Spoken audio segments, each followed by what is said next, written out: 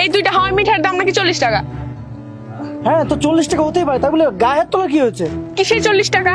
আর সবচেয়ে বড় কথা হলো আমার মুখে মুখে তর্ক করছিল, তাই দিছি একটা। স্যার দেখেন, আমার দুটা হাওয়াই মিঠাইয়ের দাম 20 টাকা করে 40 টাকা হয়, কিন্তু ম্যাডাম আমারে 20 টাকা দিছে, আবার তার উপর আমারে থাপ্পড়ও দিল। না না, তুমি এই কাজটা কিন্তু একদম ঠিক করনি। আরে বেচারি হাওয়াই মিঠাই বিক্রি করে সংসারটা চালায়, কয় টাকায় বা লাভ করে? তুমি সামান্য 20 টাকার জন্য মেয়েটির গায়ে হাত তুলে? হাত তুলেছি, বেশ করেছি। আর আমি টাকার জন্য ওর গায়ে হাত তুলিনি, আমি ওর ব্যবহারের জন্য ওর গায়ে হাত তুলেছি। বুঝতে পেরেছি, আসলে বড় লোকের মেয়ে তো, বাবার তো টাকা পয়সার কোনো অভাব নেই। কখন তো রাস্তায় এসে এই সমস্ত বিক্রি করনি? টাকা পয়সা কিভাবে রোজগার করতে হয়, মানুষকে কিভাবে সম্মান দিতে হয়, এটা পর্যন্ত তুমি শেখো নাই। এই হাওয়াই মিঠাই লাগবো, হাওয়াই মিঠাই। আই মেয়ে, দুটা হাওয়াই মিঠাই দাও। এই লন আপা।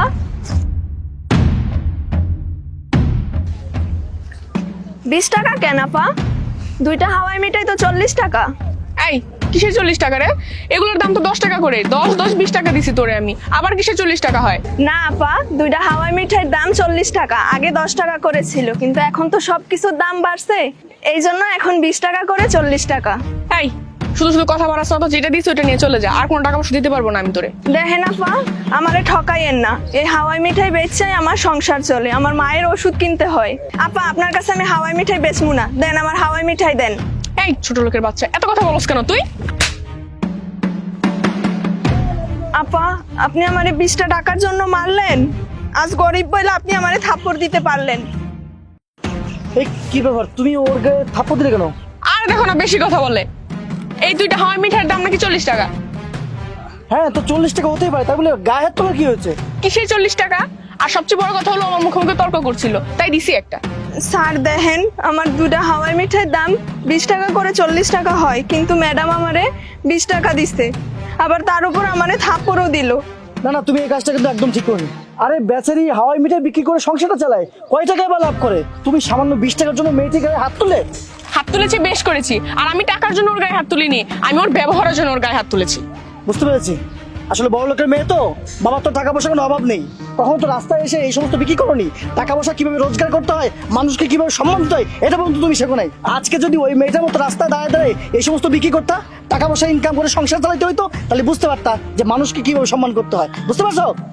তুমি একটা ছোট লোকের সামনে আমাকে অসম্মান করে কথা বলতেছো। হ্যাঁ করলাম, কারণ তুমি এটা বাধ্য করছো।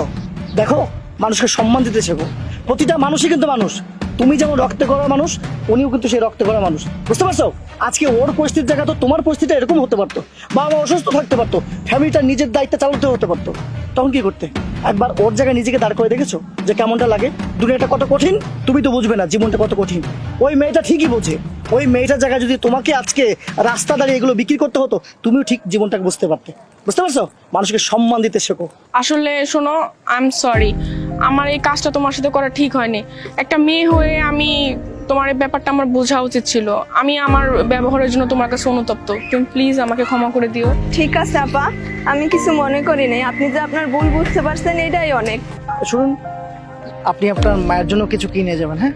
আর ওর পক্ষ থেকে আমি সরি বলছি আপনাকে, প্লিজ কিছু মনে করবেন না, হ্যাঁ? স্যার আপনি অনেক ভালো মানুষ। আচ্ছা ঠিক আছে, চলো তাহলে।